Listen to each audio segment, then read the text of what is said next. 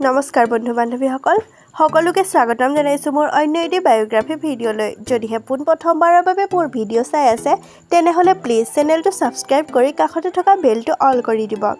বন্ধু বান্ধৱীসকল বৰ্তমানে ৰং টিভিত সম্প্ৰচাৰিত হৈ থকা ৰাগ অনুৰাগ ধাৰাবাহিকখনত প্ৰান্তনৰ চৰিত্ৰত অভিনয় কৰা অভিনেতাগৰাকী প্ৰকৃততে কোন তেওঁৰ ঘৰ ক'ত বৰ্তমান তেওঁ কাৰ লগত প্ৰেমৰ সম্পৰ্কত আছে সবিশেষ জনাম আজিৰ এই ভিডিঅ'টোত তেতিয়াহ'লে বলকচোন ভিডিঅ'টো আৰম্ভ কৰোঁ বন্ধু বান্ধৱীসকল প্ৰান্তনৰ প্ৰকৃত নাম হৈছে অৰ্ণৱ পৰাশৰ তেওঁ ঘৰত মতা নাম হৈছে বাবা তেওঁৰ জন্ম হৈছিল 1995 চনৰ 30 ডিচেম্বৰত তেওঁ ঘৰ কামৰূপত